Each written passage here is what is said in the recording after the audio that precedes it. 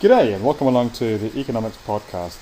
This time we're looking at a sales tax and the impact of a sales tax on the allocative efficiency of a market. Now just to recap, a market is allocatively efficient when both the consumer and the producer surplus are maximised. So here we have the market for wine, and the market is at equilibrium, so a quantity of 15, a price of $14, and both consumer in the blue and producer surplus are maximised. Now, you might remember that we've talked about the supply curve being how the supply curve is based on our marginal cost curve. Now this is important when we think about a sales tax, because the government introduces a sales tax and it works through producers. Remember, the purpose of a sales tax is to reduce consumption. So we want people, in this case, to buy less wine. So there's less drink driving, there's less of those side effects that we don't want. Now, based on the law of demand, to reduce quantity demanded, i.e. to get a movement along the demand curve, we've got to raise the price. Now at the same time, we want firms to produce less, so to do that we've got to drop the price for producers.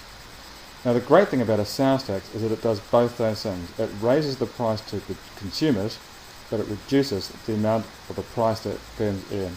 So let's look at that. Let's see how a sales tax is going to impact on this market. So the sales tax is the vertical increase in the price.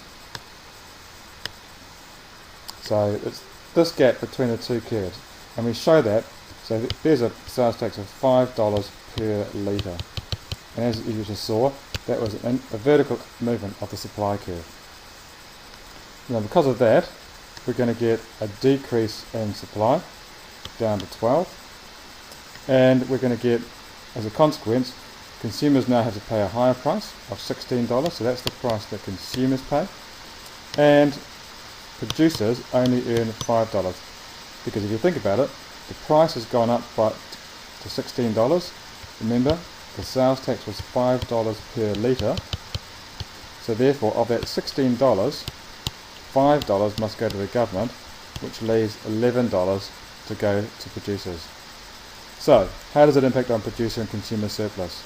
Well, consumer surplus, remember, is the gap from the demand curve down to the price. Because the price has gone up, consumer surplus has decreased. Producer surplus, well, that's from the supply curve up to the price, which has gone down, so therefore, watch this, our producer surplus goes down. Okay, now the question you should be asking now is, what happens to all this consumer and producer surplus that used to be enjoyed by consumers and producers? Well, part of it goes to the government. So that bit in grey, that's the consumer, that's now the amount of money that gets paid to the government. But what about this bit in here? Who gets the benefit, that consumer and producer surplus? Well, the answer is no one. That's actually lost to the market, and so we call that deadweight loss, because remember, we're now producing less goods and services, so these goods and services that used to be here and that created a consumer and producer surplus, well, they're not made anymore. So they're lost consumer and producer surplus, or lost allocated efficiency, and the phrase for that is deadweight loss.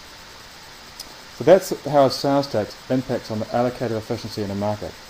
In the next podcast, we're going to look at the sales tax and say, who actually bears the brunt of that? Is the incidence greater on consumers, or is the incidence greater on producers? Catch you later.